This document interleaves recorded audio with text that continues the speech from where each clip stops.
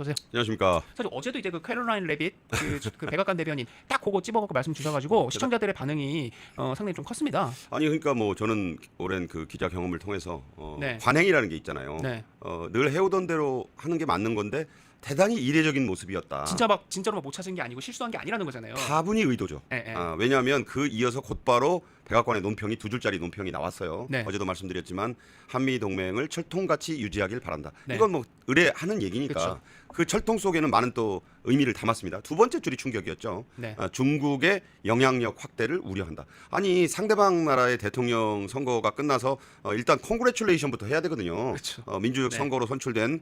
근데 이름조차 언급하지 않고 그냥 뭐 콩그레츄레이션 비슷한 말도 없고 갑자기 차이나가 나왔어요. 네. 차이나의 영향력 확대를 우려한다. 어찌 보면 거의 그 남의 집 잔치상에 재를 뿌리는 식의 얘기라고도 볼 수 있는 일종의 외교적 참사 같은 모습이었다고 저는 봤거든요. 네. 왜냐하면 캐롤라인 레빗은 말씀드린 네. 대로 트럼프 대통령의 복심 중에 복심이에요. 네. 대단히 영민해서 29살이란 나이에 세계 최강대국의 이 대통령 네. 대변인을 하는 네. 모를 리가 없어요. 수많은 기자들의 질문을 능수능란하게 스텔스처럼 받아치는 네. 이지스처럼 받아치는 사람이에요. 그런데 어디 갔더라? 여기 있을 텐데 어디 있지? 없네요. 네. 다음에 말씀드릴게요. 이게 뭡니까? 그리고 나온 거 방금 말씀드린 대로 네. 왜 중국이 나옵니까 거기서? 그렇죠. 중국의 그- 영향력을 우려한다. 그러니까 한국 대통령이 한국의 새 정권이 네. 중국에 밀착하지 말라는 네. 그냥 옐로 카드를 꺼낸 거예요. 옐로 카드다. 거의 뭐 옐로 카드죠. 옐로 카드 분명히 꺼낸 것이고 네. 지금까지도 트럼프가 전화를 안 하고 있어요. 음. 어제 제가 뭐 방송에 출연해서 그러네요. 오늘 밤에는 좀 할 것 같다. 네. 시차가 맞잖아요. 워싱턴이면. 그런데 안 하고 있어요. 음. 지금도 준비 중이라는 얘기를 하는데 네. 아니 뭘 준비를 합니까? 그냥 전화 일단 해가지고 취임을 축하한다. 앞으로도 잘 합시다. 네. 뭐 이 정도는 당연히 해야 되는 거 아닌가요? 그렇죠. 뭐 성과를 내는 뭐 이런 뭐 접촉이 아니잖아요. 뭐 그냥 이 우선 자체가. 인사. 그죠. 보여주는 거잖아요. 인사. 네. 그런데 중요한 거 단 한 번의 면식도 없고 뭐랄까 평소에 교분이 없어요. 내가 알기로 이재명 네. 과 그 부부는 네. 그 부부는 미국을 안 간 걸로 알고 있어요. 여행으로도. 그런 얘기가 없어요. 네네. 못 들으셨어요? 보통은 네. 아니 그러니까 갈 수도 있죠. 여행이라도 간 적이 있을 수 있죠. 그런데 보통의 경우에는 나도 미국에 뭐 예를 들어서 유학은 안 한 게 분명하니까 네. 뭐 미국을 간 적이 있고 미국을 돌아본 적이 있고 이런 말이 한 번쯤은 유세라도 나올 법한데 네. 들어보셨어요? 한 번도 안 간 것 같아요. 62세가 되도록. 네네. 그렇다면은 미국을 일부러 좀 멀리한다라는 느낌을 분명히 받을 수밖에 없고 미국은 분명히 그 셰셰 발언을 굉장히 염두에 두고 있습니다. 아니 그러니까 이게 미국의 반응도 되게 지금 우려가 되잖아요. 이거 뭐 근데 걱정스럽죠. 영국의 키어 스타머 영국 총리도 지금 저렇게 X 트위터에다가 이재명 대통령 당선 관련해 가지고 그냥 저렇게 그 영국 외무상인 그 데이빗 라미의 저 글을 그냥 리트윗 그냥 재게시를 해버리고 그냥 퉁쳤어요. 근데 원래 이랬느냐 보니까 아니라는 거죠. 당연히 키어 아니죠. 스타머가 작년에 이시바 시게루가 일본 총리에 취임했을 때는 당일에 축하 메시지를 직접 올렸고요. 저렇게.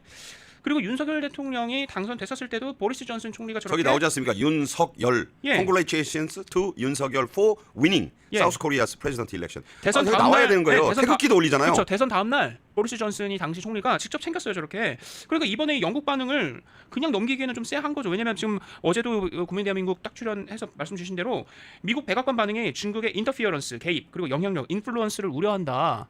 라고 했는데 딱 영국도 지금 저러니까. 자, 키어 스타머는 네. 보수당을 집권이 계속 이어졌잖아요. 네. 엑시트 때문에 브렉시트 때문에 네. 이제 보수당이 완전히 총리를 보리스 존슨 이후에 2명이나 갈아치우다가 리시 수넥을 마지막으로 이제 정권이 이제 교체돼서 노동당 출신의 이제 노동당 당수였던 키어 스타머가 압도적으로 집권을 한 네. 것인데 아시다시피 이 노동당은 진보당 아니겠습니까? 그렇죠. 그러면 진보주의라는 관점에서 민주당의 이 한국 대선 승리에 대해서 입장 같은 게 있어야 돼요. 그리고 키어 스타머는 노동당 출신인데 대단히 보수적인 성향을 보입니다. 안보에 관해서. 네네. 트럼프 대통령의 아주 그 굳건한 연대를 갖고 있는 지도자고 더욱이 아주 푸틴을 싫어해요. 푸틴에 대해 거의 에너미라고 부를 만큼 푸틴을 경계하는 사람입니다. 그런 점에서 보면 진보당의 그러니까 진보 성향 정당 출신의 노동당 대표였던 현 영국 총리가 키어 스타머가 아니 외무장관이 올린 것을 리트윗 쉽게 말씀드리면 자기 손으로 그 몇 줄 쓰기도 뭐 해서 그 우리나라 말로 하자면 외교장관이 올린 걸 외교장관이 이런 말 했더래요 하면서 올린 거예요. 네. 그러니까 이것도 참 아유, 일종의 네. 외교적으로는 전례가 없는 일이다. 이게 동시에 이런 외교적으로 전례 없는 일이 대통령 취임 지금 2, 3일도 안 돼서 3일도 안 돼서 벌어지고 있는 것이 대단히 우려스러워요 지금. 아직 요거가 보도가 한국 언론에서 잘 안 되고 있는 것 같아요, 그죠? 전 아직 못 봤어요. 이거 뭐 기사가 따로 이런 기사를 잘 안 쓰는 것 같아요 지금. 그 대단히 뭐 네. 지금 취임 축하에 뭐 시리즈 기사만 계속 나오고 있고 네. 다 좋아요. 그런데 게다가 지금 국회에서는 그 대법관 증언법이 그쵸. 이제 네. 오늘 통과됩니다. 뭐 이게 잠깐 핀트가 어긋난 것 같지만 방금 전에 조희대 대법원장이 이 문제에 대해서 국회와 좀 협의를 해야 하겠다. 좀 공론장에서 얘기하자. 뭐 공론의 이런 거. 장에서 네. 얘기하죠. 왜냐하면 매년 4명씩 4년간 16명을 늘리겠다는 거예요. 네. 한때 그 장경태의 100명 법안도 논의를 하기 위해서 정청래가 이걸 이제 꺼내서 병합 심의한다 그랬는데 여론이 워낙 따가우니까 이거 대선 때 처리한 걸 꺼내면 어떡해. 그래서 그냥 장경태 법안 32명으로 그냥 가는 것 같아요. 네. 그러니까 이제 16명을 제가 여러 번 말씀드리지만 지금 14명인데 집권 중에 4년 뒤에는 16명의 이 민주당 픽이 그런 말 하잖아요. 민주당 픽. 이재명 픽에 의한 16명의 좌파 성향 대법관이 세워지게 되면 그게 뭐 김어준 대법관까지는 아니다 하더라도 뭐 베네수엘라에서 20명이었던 대법관을 차베스 때 12명을 더 늘리거든요. 네. 그 12명이 전부 차베스 수하였어요. 그 12명이 채워진 뒤에 베네수엘라 대법관은 차베스에게 털끝만한 견제를 못하고 그냥 끝납니다. 네네. 그러니까 그런 걸 우리는 연상하지 않을 수가 없어요. 그러니까 오죽하면 이걸 그냥 조희대 대법원장 무력화법이다. 조희대 대법원 식물화법이다. 왜냐면 그 대법원장의 대법관 임명 재청권도 무력화하는 거 아닙니까? 그렇죠. 그냥 대법원 자체가 이제 장악이 되는 거예요. 그 서막이 네. 오늘 오른다. 이렇게 보시면 되는데 어쨌든 외교적으로는 좀 이게 굉장히 좀 우려스러운. 그러니까 그나마 이시바 시게루가 축하 전문을 보냈어요. 일본 총리가. 근데 일본도 지금 복잡하다고 합니다, 심사가. 그러니까 왜냐면 그 윤석열 대통령이 어떻게 보면 취임 첫 해에 거의 뭐 일본 동경으로 그냥 바로 날아가가지고 어떻게 보면은 그간 경색돼 있었던 한일 관계를 그냥 다 그냥 일거에 그냥 해결을 해버린 거였거든요. 근데 그러면서 그 지금 이게 심화가 됐던 건데. 생각을 해보세요. 만약에 이제 그 이시바 시게루가 이제 총리가 축하 전문을 보낸 건 외교적 예의를 갖춘 거예요. 예. 속내 어찌 됐든. 네. 그러면 지금 주요 주변 열강 중에서는 중국의 시진핑만 지금 장문에 축전을 보냈어요. 아주 길게 보냈더라고요. 초심을 잊지 어, 마고 뭐, 이러면서. 초심을 잃지 말고 우리는 혈맹인 거 알지. 뭐 100년 만에 위기가 찾아왔어. 자, 100년 만의 위기는 뭘 말합니까? 지금 중국몽이 트럼프 미국 대통령의 견제에 의해서 무산될 위기가 지금 와 있는 거예요. 네. 그러니까 같이 가야 된다. 이런 얘기가 왔고 푸틴은 아직 말이 없어요. 네. 그런데 이른바 4강이라고 하면 그렇죠. 이제 일본하고 미국인데 미국에서는 지금 대통령하고 통화도 아직 못 하고 있죠. 물론 할 겁니다. 네. 하지 않을 수 없겠죠. 네. 그러나 이런 식의 그 레빗 백악관 대변인의 반응부터 좀 이상하고 왜 중국 얘기가 먼저 나와야 하느냐. 그렇죠. 심지어 그 트럼프 대통령과 국가안보보좌관 지금은 물러난 왈츠 크리스토퍼 왈츠 그 주한미군 소령했던 사람이에요. 네. 지금 바뀌었지만 그리고 부통령 이렇게 트럼프 이렇게 4명이 있는 자리에서 직접 트럼프 대통령에게 마가의 위해가 되는 인물 명단을 제출한 인물이 있어요. 여성인데 네. 로라 루머라고. 이 사람은 뭐 이쪽에서 표현할 때는 극우 운동가다. 그러니까 일종의 미국의 그 마가 강경 운동가인 건 맞아요. 네. 그런데 지금 말씀드린 대로 트럼프 대통령, 부통령, 국가안보보좌관, 수지 와일스 백악관 비서실장과 함께 오벌오피스에서 만날 정도로 네. 강력한 영향력을 가진 로라 루머가 뭐라 그랬느냐? 커뮤니스트가 한국을 장악했고 대선을 이겼다.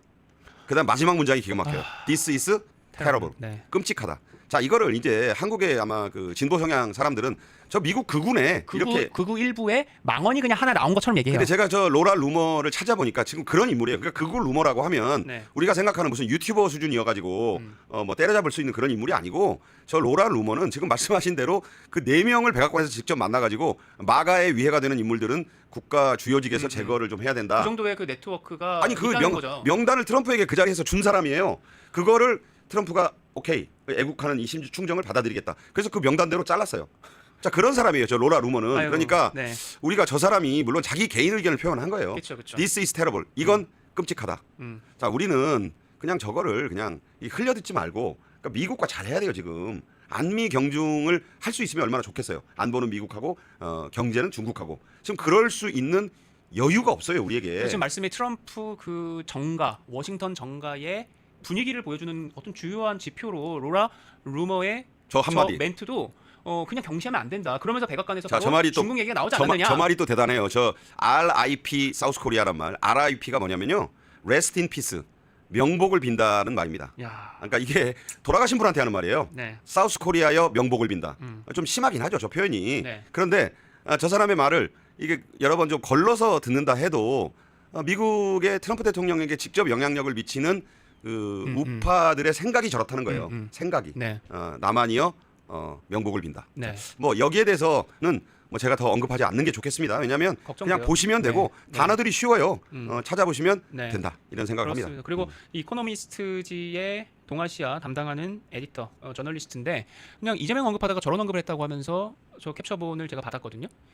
그래서 지금 이거 여러분께 지금 이렇게 인용해서 보여드리는 거예요. 자, 프로그레시브 예. 파퓰리스트. as a progressive populist, 진보 성향의 포퓰리스트다라고 이 저 언론인은 표현합니다. 물론 네. 그냥 영국 그 외국인이고 영어를 주 언어로 하니까 누구냐?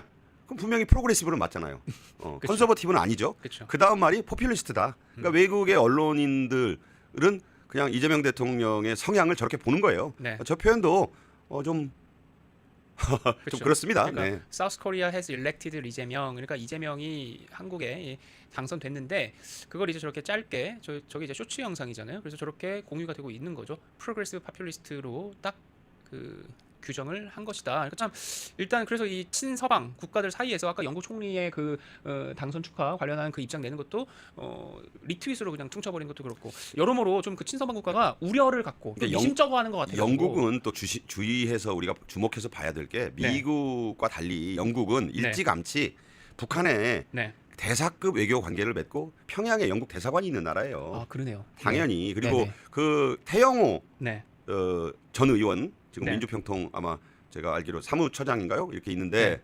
영국 공사하다가 탈북했잖아요. 그렇죠. 그때 뭐 김정은의 그 사진을 영국의 한 그 이발사가 네. 그 밖에다가 붙여놓고 좀 조롱하니까 그거를 태영호 당시 북한 영국 공사가 찾아가서 항의를 해서 네. 그게 이제 우리나라에 알려지면서 유명해졌는데 얼마 후에 우리나라로 왔죠. 그런 전력이 있어서 영국은 사실 북한과 매우 돈독한 관계에 있는 서방국입니다. 매우 유리. 네네. 그러니까 달라요. 그리고 우리가 뭐 가끔 북한 내부 사정을 취재할 때 평양 주재 영국 대사관에다가 뭐 여러 가지 그 영상 통화를 시도해서 취재를 하기도 해요. 그런 나라인데 그 나라의 그 총리가 한국 대통령 선거에 대해서 자기 손으로는 축하 메시지 하나 안 올리고, 자 문재인 정부 때도 당시 영국 총리가 했고 윤석열 정부 때도 말할 것이 없고, 그런데 이번에는 외무장관이 올린 글을 뭐 이렇게 올렸다네요 하고 리트윗을 했다는 점은 석연치가 않아요. 지금 이거는 좀 네. 이게 좀 빨리빨리 이 우리 새 정부가 어쨌든 좀 이 불식을, 이런 우려와 오해를 불식시키는 조치를 취하지 않으면 이게 이제 그 속담에 이런 게 있어요. 그러니까 어지럼병이 뭐 질할병 된다. 그 전라도에서 많이 쓰는 말입니다. 네네. 그러니까 처음에는 현기증 정도 나는 건데 이거 방치하면 큰 병 되는 거예요. 그러니까 그렇게 되기 전에 국민들이 납득할 만한 외교적인 안정감이 보여져야 한다. 지금 얼마 안 남았어요. 왜냐하면 15일 날 당장 G7의 정상회의가 네. 캐나다 엘버타, 그 쇠고기로 유명한 동네예요. 저도 처음 들어봐요. 키나나 나스키스라는 유명한 네. 그 휴양 도시가 있다고 합니다. 그래요? 여기서 G7 정상회의가 6월 15일부터 이틀간 열리고 이거 이재명 대통령이 갈 수 있어요. 이게 가게 돼 있어요. 왜냐하면 네. 초청이 오겠죠. 초청이 오면 안 갈 수 없잖아요. 이게 첫 무대가 되는 거예요. 네. 그럼 지금 오늘부터 한 열흘 남았습니까? 국제 무대에 이제 데뷔를 해야 돼요. 자, 이런 분위기에 그 자리에 가면 키리어 스타머도 만나고 이제 트럼프 미국 대통령도 만날 텐데 네. 이거 이런 분위기에서 누구시더라 이러면 어떡하죠? 이거 좀 문제가 있습니다. 지금 빨리 좀 그렇습니다. 국민들에게 네. 그럼 안정감 있는 모습을 지금 보여야 된다. 이렇게 지금 봅니다, 지금. 그러니까 바로 어제 이재명 대통령 취임일에 중국 개입 우려된다라고 하니까 중국이 아니 왜 미국이 이간질을 해 하면서 지금 저 기사 제목대로 한국의 새 정부 두고 G2가 기싸움을 벌였다. 그러니까 지금 이것부터가 이제 이재명 정부의 지금 외교 시험대에 지금 오른 순간이잖아요. 바로 첫날부터. 그러니까 왜 한 번도 본 적이 없어요. 제가 20대 네. 때부터 아니 한국 대통령 선거 결과가 진보 대통령이 승리한 적이 있었잖아요. 그렇죠. 김대중 DJ 대통령, 노무현, 네. 뭐 그 뒤에 노무현 대통령, 네. 문재인 다 있었잖아요. 네. 그런데 그런 적이 한 번도 없어요. 지금 이렇게 한 적은 없어요. 네. 그래서 그때 사람이 아니라고는 하지만 지금 당장 중국 외교부도 네. 아니 왜 우리 가만히 있진 않았지만 왜 우리를 끌어들여 가지고 이간질을 하느냐, 지금 이런 날선 반응이 나오는데, 지금요 미국과 중국은 거의 뭐 무협지에 나오는 표현을 쓰자면 천지쟁패를 하고 있는 거예요. 굉장히 네. 지금 눈에만 안 보일 뿐이지 지금 전쟁 중이에요. 미국과 중국은. 여기에서 두 전쟁 당사국과 한쪽과는 안보를, 한쪽과는 경제만, 이게 안 돼요. 아니 그리고 한국이 일본하고도 잘 지내야 되거든요. 아베 회고록 같은 거에 한 대목 제가 기억하는 게 오히려 아베가 트럼프하고 골프 치면서 주한미군 철수하면 안 된다. 한국도 일본을 위해서도 그렇고 한국에도 주한미군 있어야 되고 하면서 어떻게 보면 한국의 그 이익도 공통점이 있다면은 일본 수상이 트럼프한테도 막 어필을 하더라고요. 그러니까 이 한미일 관계도 너무나 이 삼각관계가 중요한 거 아닙니까? 자, 일본에 대해서 네. 민주당이 지금까지 해온 걸 보세요. 네. 툭하면 친일파리를 했잖아요. 죽창가 뭐 이러고. 죽창가 부르고 네. 근데 일본은 그냥 툭하면 꺼내가지고 쓰는 그 투쟁 구호였고 투쟁 수단이에요. 후쿠시마. 그러니까, 네. 후쿠시마 뭐 수산물 네. 가지고 지금도 그렇죠. 이분들 진짜 우리나라 수산물이 전부 다 아니 일식집 안 가시는가요? 그 사람들은? 초밥 안 먹어요? 엄청 좋아하죠. 사시미 좋아하잖아요. 네, 그쵸. 왜 그걸 먹으면서 전에 닭회도 좋아하고. 과거에 네. 386 운동권이 지금 뭐 김민석이 네. 86 운동권 최초의 지금 최초는 아니지만 총리가 됐는데 그때 저도 대학 같이 다녔어요. 김민석하고 과는 다르지만 그런데 같은 대학 다녔는데 그때 김민석 기억이 나요. 학생회장이지 않았어요? 총학생 회장 했죠. 그렇죠. 그때부터 의장님 소리 나온 거예요. 아. 그때부터 의장님으로 떠받들여진 좀 구름이 시대가 있었군요 그때부터. 그때부터 그냥 호의 결사대에 네, 둘러싸여 네. 다녔어요. 김민석은. 그런데 네. 그때도 코카콜라 입에 물고 반미를 외치다. 그런 그 조롱이 있었어요. 아, 그래요? 김민석도 코카콜라 많이 먹었거든요. 펩시콜라도 미국 거 아니에요? 그쵸. 그러니까 이 사람들은 아니 생선회 먹으면서 초밥 먹으면서 반일하고 친일파리를 해온는데 자 당장 이제 일본 총리 만나면 그 뭐라고 해야 되나요? 그 척결해야 될 대상이잖아요. 네. 그 외교를 이제 해야 돼요. 외교를. 그쵸. 이제는 비판하는 야당 대표가 아니에요. 저는 뭐 미 점령군 발언하고 뭐 죽창가 외치고 심지어 문재인 때는 막 죽창가 막 공유하고 조국이 그리고 막 어땠습니까? 뭐 문재인 보유국 이러면서 인이 하고 싶은 대로 다 해 하면서 온갖 그 일본과의 박근혜 정부 때 맺었던 뭐 지소미아 같은 거 갖고도 막 흔들고 그랬던 기억이 문재인 정부 때 그랬던 게 너무 선연히 기억이 나서 이재명 정부 지금 들어와서 한일 관계 어떻게 될 거냐 이거 되게 우려하고 있고 아니, 일본 정부나 일본 그 외교가에서도 지금 되게 지금 약간 좀 불안하게 지금 관찰하고 있대요 지금. 문재인 대통령 전 대통령 때 네. 저는 기억나는 게 13분의 8이에요. 13분의 8. 13끼를 먹었는데 8끼가 혼밥이었어요. 중국에 갔는데 13분의 8. 네. 13분의 8 네. 제가 외우고 있어요. 왜? 네. 너무 기가 막히잖아요. 그쵸. 그 마지막 날에는 네. 그 중국에 집밥 먹으러 이제 거리밥 먹으러 한번 나갔고 네. 그다음에 경호원들하고 그 부인하고만 해서 잔뜩 모아놓고 그쵸. 1층에서 우리끼리 네. 또 만두 먹고 막 그랬어요. 그러니까 그때 중국에 가서 칭화대 연설 기억하시나요? 중국은 높은 봉우리요, 큰 산이요. 우리는 작은 봉우리에 불과하다. 이렇게까지 했는데 일종의 제후국에서 와가지고 천자나라 와가지고 그렇게 머리를 조아렸는데 13끼 중에 8끼 혼자 먹고 중국의 권력 서열 그 10인의 인사를 거의 못 만났어요. 그러니까 뭐 이게 무슨 참사네요, 부부장급들이 와가지고 그러네요. 이렇게 좀 몇 번 하고 그냥 원래 줄 서서 밥 먹고 막 그래야 돼. 중국은 밥 먹는 문화로 이게 다 보여주는 나라고. 그 이재명 대통령이 그 중국 대사관 갔을 때 또 기억나시죠? 그렇죠. 그때 싱하이밍. 종이 들고 읽던데요, 그냥 그죠? 그때 이제 싱하이밍이 급이 뭐냐면 평양에서 있다가 왔는데 네. 부국장이에요. 그러니까 국장급도 아니고 차관복급도 아니고 그냥 부국장이라고요. 근데 제1야당 대표가 그 취급 받은 거예요? 그 대사관에 가서 이제 이 무릎을 지금도 찾아보시면 영상이 나와요. 무릎을 공손히 이렇게 모읍니다. 보통은 다리 꼬고 앉아야 되죠. 그렇죠. 딱 앉아가지고 싱하이밍을 아래 것 떼듯이 해야 되는데 네. 뭐 그러면서 근데 싱하이밍이 뭐 목소리가 쩌렁쩌렁 하잖아요. 한국의 제1야당 거의 최대 정당 대표를 앞에 두고 말이야 한국 잘해야 됩니다. 그쵸. 그것도 그 평양에서 공부한 친구라 어줍잖게 조선말을 잘했어요. 네네. 우리가 들으면 웃기는데 그러면서 이제 주머니에서 주섬주섬 A4 용지 이만큼 꺼내잖아요. 그쵸. 그 줄줄 읽어 내려가잖아요. 야. 그 내용이 뭡니까? 간 보지 마라. 그렇죠. 중국에 배팅하다가는 큰 코 다친다. 그거를 당시에 이재명 이재명 대통령이 거죠, 그냥 공소원하게. 공소원이 들으면서 메모도 하고 그러잖아요. 네. 그게 지금 우리나라와 중국과의 관계로 이어지면 진짜 큰일입니다. 그러지 않아야 돼요. 이제 셰셰는 선거용 발언에 그쳐야 되고 이제부터는 당당한 대한민국 대통령의 모습을 적어도 외교적으로는 보여야 한다. 지금 15일 날 캐나다 엘버타에서 바로 지금 다자회의가 있게 되고 며칠 안 남았어요. 그렇죠. 그다음에 6월 24일 나토 정상회의가 있습니다. 여기에는 네 나라가 초청을 받아요. IP4라 그러죠. 네. 인도 태평양 4개국. 일본, 한국, 일본, 호주, 뉴질랜드. 이 네. 가게 돼 있어요. 거기 또 가야 돼요. 지금 15, 16일 날 캐나다 다녀오고 그다음에 와서 며칠 있다가 또 나가요.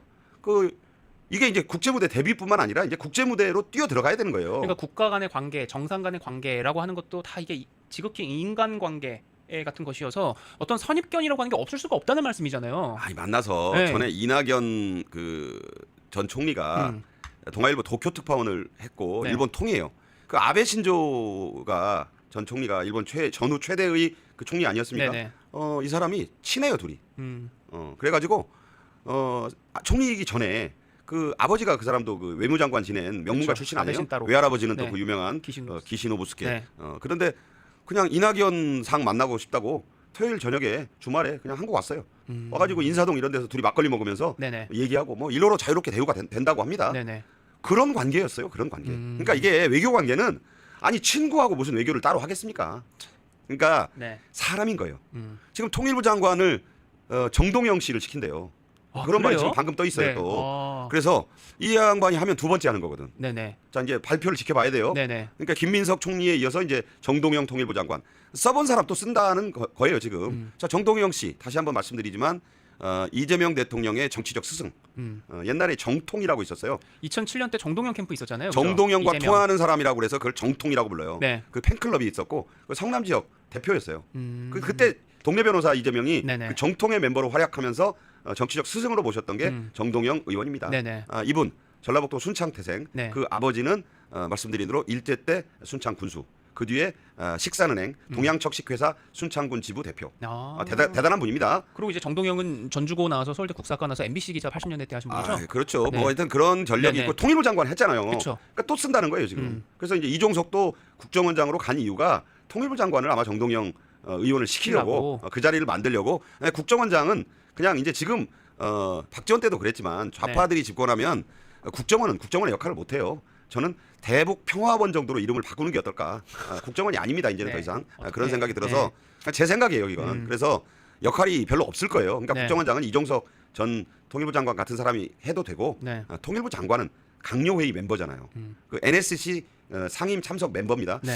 정동영 의원을 다시 쓴다는 것은 보은의 인사라고밖에 볼 수 없고 내가 아는 사람 시킬 거야. 뭐 이런 건데 야. 좀 지켜보죠. 공식 발표가 되는지. 네. 그러니까 이 지도자들끼리 간에도 정치하는 사람들끼리 간에도 서로 흉금도 털어놓고 이러면서 가까워지고 친밀해지고 뭐 해야 되는데 그렇기 때문에 또 서로에 대한 또 선입견이 있을 수도 있는데 이재명은 어떻게 보면 그동안 쭉 뭐 셰셰 미 점령군 뭐부터 해서 후쿠시마부터 해서 주요 지도자들에게 선입견을 이미 너무 많이 어떻게 보면 심어주고 시작하는 거가 돼버리네요. 지금 그러니까 그 얘기 계속 반복하게 되는데 결국 이 선입견이 없을 수가 없어서 지금 또 하나의 낭보가 아닌 낭보가 이 네. 새 정부와는 무관하게 네네. 체코 원전이 오늘 본계약 체결이 됐습니다. 그렇죠. 네. 박수- 법원에 제동이 걸렸었는데. 답수를 보내야죠. 이건 네. 누구의 결정이냐? 그러니까 체코 정부의 결정이에요. 네. 체코 정부가 아니 우리가 유리하고 우리가 이익이 돼서 이거 빨리 한국과 본계약 해야 되는데 왜 자꾸 프랑스가 개입하고 이 딴지를 거느냐. 네. 그래서 이거 다 장애물 걷고요. 체코 법원의 확정 판결 이끌어낸 뒤에 본계약을 체결했어요. 자 네. 이거 누가 한 일입니까? 윤석열 정부에서. 그렇죠. 네. 시기적으로 네. 새 정부 출범 이후에 본계약만 된 거예요. 네. 우리나라가 앞으로 60조 원의 최대 60조 원의 먹거리를 만든 거예요. 네. 자, 근데 이제 내가 취임한 뒤에 일어난 일이니까 자기 업적에 이제 넣겠죠. 그런 상황입니다 지금. 네, 참 그렇습니다. 지금 시청자분들께서 채팅방에 속보를 전해주셨는데 저는 아직 받아본 속보가 없는데 잠시만요. 지금 이화영이 오늘 나오는 날 맞죠, 그죠?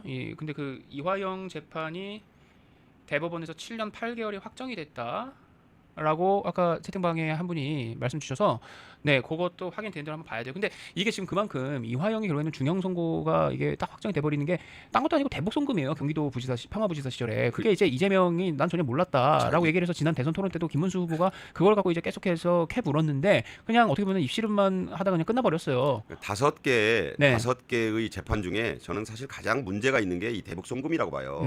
왜 그러느냐? 이건 국제적으로 걸려 있는 재판이기 때문이에요. 네네. 그러니까 나머지 뭐 대장동, 백현동, 선거법 위반, 위증교사 뭐 이런 것들은 네. 성남 FC 이런 것들은 국내적이잖아요. 네네. 그런데 대북 송금은 유엔 안보리 대북 송금 제재를 위반한 것이기 때문에 네. 이 국제적 소송이 돼요. 이게 국제 문제라고요. 네. 그러니까 이 재판은 마음대로 만약에 네. 무력화하거나 이 재판에서도 모든 혐의를 예를 들어 덮으려고 하면 국제적인 시선을 견디지 못할 거라고 봐요. 미 국무부의 대북 제재도 있고 뭐 이런 근데 거 당장 있다는 거죠. 국제사법재판소도 이 제소가 될 것 같고 네. 누군가 또 운동가라도 아니면 미국에서라도 하겠죠. 네. 그 다음에 이제 유엔에서 이걸 문제를 삼을 거예요.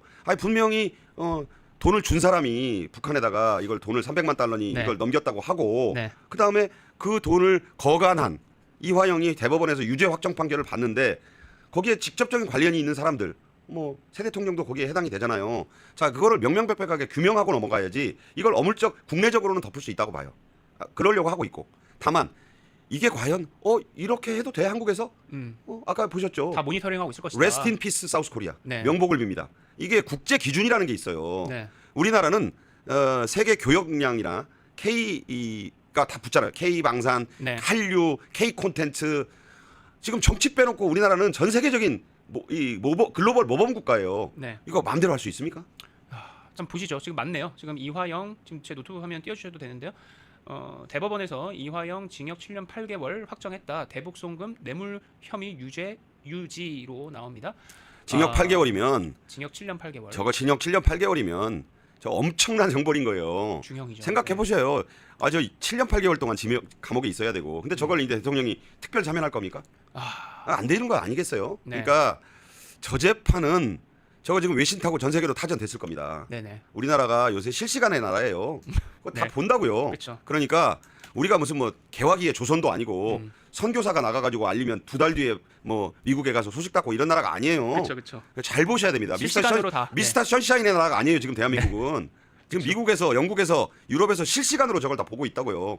덮을 수 있는 게 있고 덮어서는 안 되는 게 있다고요. 저건 저는 이제 그렇게 봅니다. 대북 사업이어서 이게 국제 문제인 겁니다. 그래서 저 이재명 대통령이 연루가 되어 있는 재판 그리고 주요 의혹 이런 것들 중에서 이건 가장 외교 문제로까지 될 수 있어서 지난 대선 토론 때도 김문수 후보도 그렇고 이준석 개혁신당 후보도 그렇고 지금 이 대북송 관련해 갖고 이재명 대통령 후보가 만약에 이거 걸리면 미국 만약에 못 가게 되면 어떡할 거냐 뭐 이제 요런 질문도 그걸 이준석 후보가 했었나요? 뭐 그거 나왔던 걸 제가 기억하거든요. 그러니까 이거는 지금 방금 말씀 주신 대로 이거는 외교 문제, 국제 문제라는 거잖아요. 그렇죠. 아니, 그러니까 이거는 국제 문제, 유엔의 문제일 뿐 아니라 네. 이제 누군가가 헤이그에 또 있네요. 이게 네. 헤이그에서 나토 정상회담이 열리는데 이준 열사의 네. 헤이그 국제사법재판소가 거기 있어요. 자, 만약에 제소를 해서 네. 이건 오면은 그 대북 송금 제재 위반인데 이거가 뭐 정치인이 연루돼 있다고 이게 넘어가면 안 된다라고 제소하면 어떡할 겁니까? 한국의 현직 대통령이 제소되면 그냥 그렇게까지 가지 않도록 네. 막아야 됩니다. 그쵸. 이게 이제 대한민국의 대통령이 된 그쵸. 그런 분이니까 저는 정말 아무리 페넨마이크에서도 나라 걱정하는 심정에서 얘기합니다. 맞습니다. 그래서 이게 뭐 정당 대표가 아니라 이제는 아니, 정당 대통령이니까. 대표가 아니고 대한민국 그쵸. 대통령으로 이 나라의 절반이 인정을 했어요. 절반 그쵸. 가까이가. 네. 자, 어쨌든 이문수 후보도 그런 얘기를 했잖아요. 깨끗이 결과에 승복한다고. 네. 그러니까 대통령으로서 인정하고 가기는 해야 됩니다. 그쵸. 그것까지 부정하자면 자유 대한민국 체제를 수호하자는 우파들의 입장에서는 그렇게 해서는 또 안 된다고 저는 생각해요. 그렇죠. 그러니까 나라를 생각해서라도 이제는 이게 이제 국가 문제가 됐어요. 이재명 대통령이 후보가 아니라 대통령이 됐으므로 이제 요 문제는 개인의 유력 정치인의 문제가 아니라 국가적인 문제가 됐다. 대통령의 문제가 됐다. 그러니까 지금 바로 이제 친민주당 성향의 매체인 경향신문 같은 경우는 제목을 이런 식으로 뽑는 거죠. 대북 송금 이화영 징역형 확정. 이재명 재판에도 영향 줄까? 영향 줄까잖아요. 네. 아무리 경향신문이지만 최소한의 언론의 양심은 있는 거예요. 네. 그러니까 의문부호를 다는 거예요. 그래서 맞긴 해야 될 텐데 어떻게 하지? 네. 그런 우려가 지금 담겨 있는 제목 같아요. 그래. 당연히 영향을 주죠. 그렇죠. 이화영 네. 재판에서 몇 번이 이름이 나와요 도대체. 이게 도대체 이화영 재판인지 대통령 재판인지 모를 정도의 그렇죠. 그 재판이 왔고 네. 확정이 됐다. 대법원 확정이잖아요. 그쵸. 그 대법원은 아직 그 오늘 법이 통과 안 됐고 증언을 지금 당장 그렇게 빨리 못 해요. 아직은 대법원은 맞습니다. 조희대 대법원장이 대법원장이고 네. 저거 그러면 또 이제 재상고 할 것 같아요. 이화영이 재상고 하겠죠? 네. 그 재상고를 하는데 이제 아시다시피 조희대 대법원장 임기가 2027년 5월까지예요. 네. 아직은 어떻게 끌어내릴 수 없을 거예요. 그쵸. 그러면 그 전원 합의체가 저거 무죄 취지로 파기 환송해주지 않으면 그냥 재상고하면 시간만 조금 늘리는 거지. 덮기 전에 이제 완전히 이화영은 가야 됩니다. 7년 8개월짜리. 지금 나이가 몇 살인지 모르겠는데 거의 7순 다 돼서 나올 것 같아요. 그러면 이재명의 심경에도 이재명이 아니라 이화영의 심경에도 변화가 좀 있지 않을까요? 네. 이게 대통령이 됐는데도 나를 못 꺼내주시는구나. 저는 그런 상황이 되지 않을까요? 그럼 특별사면이라는 무리수를 둬야 되나? 그런 것은 정치적인 완전히 자충수기 때문에 자살골을 넣지는 않을 겁니다.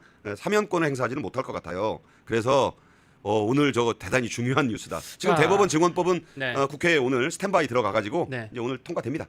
그리고 돌아오면 당연히 거부권 행사 없고 바로 선포하겠죠. 친민주당 성향의 경향신문에서 이제 이렇게 얘기하는 거예요. 이날 대법원 판결은 이제 이화영 7년 8개월 징역 확정 이 판결은 이재명 대통령의 대북 송금 재판에도 영향을 미칠 것으로 보인다. 쌍방울 그룹의 대북 송금에 이재명 대통령이 개입된 점이 인정된 셈이기 때문이다. 이재명 대통령의 대북 송금 재판은 다음 달 22일에 공판 준비 기일이 잡혀 있다. 다만 헌법 84조 그놈의 헌법 84조가 또 나오네요. 참 대한민국이 지금 유례 없는 상황입니다.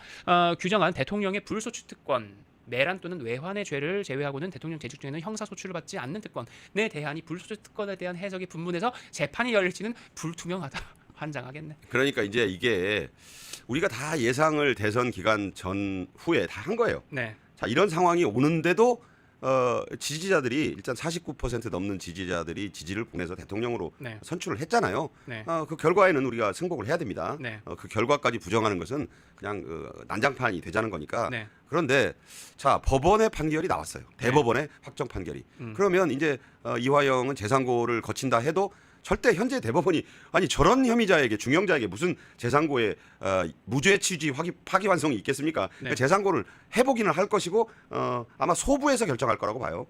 그래서 그냥 이화영은 몇 달 뒤부터 이게 좀 재상고 해봐야 네. 형기만 늦어질 거고 출소만 더 늦어져요. 한 살이라도 젊을 때 바깥 빛 보고 싶으면 그냥 승복하고 가야 돼요. 정말 저는 그런 생각을 해요. 지금 나이가 젊은 나이가 아니에요. 감옥 안에서 죽을 수도 있어요. 화병에. 그러니까 판단 잘 해야 됩니다. 네. 네, 알겠습니다. 자, 오늘 이제 그 미국뿐만이 아니라 영국까지도 이재명 정부에 대한 한국의 새 정부에 대한 어떤 이 미심쩍어하는 듯한 이런 그 경황들이 포착이 돼서 저희가 좀 오늘 이 부분을 메인으로 주요하게 다뤘었는데 그러면서 이제 한미 관계, 한중 관계, 한일 관계 그리고 무엇보다 한러 관계도 있죠. 이 4대 외교도 있는데 이것뿐만 아니라 지금 이제 그 뭡니까? 지금 방금 또 나온 게 바로 대북 송금 재판 이화영 경기도 평화부지사의 대북 송금 재판 이게 7년 8개월 유죄가 유지가 되는 원심 확정 이게 지금 대법원에서 나온 겁니다. 그것은 이재명 대통령 역시도 함께 연루가 되어 있는 국제적인 또 이 사건이어서 저는 이 부분까지 지금 오늘 커버를 해주셨어요. 그러니까 여기서 생각이 제 네. 피셜을 좀 말씀드리면 네. 제 생각인데 이화영은 참 억울하다. 왜냐하면 네, 대법원 증언법으로 대법관들 전체를 화나게 했어요. 네, 저는 그렇다고 봐요. 진보 보수할 것 없다고 보고 2명의 진보 대법관 지금 재법관 하고 있는 분들이야. 네. 뭐 어떤 근데 이거 대한민국 3,000명 넘는 판사들 아무리 거기 좌파들이 뭐 절반이든 뭐든 있어도 네. 저는 제가 볼 때 아니 법관들을 이렇게 화나게 해놓고 엄청 자극한 것이다. 그 네. 대법원에서 이화영이 최대 형량을 받은 거예요. 네네. 제가 볼 때 이화영은 억울하다. 왜 나만 갖고 그래?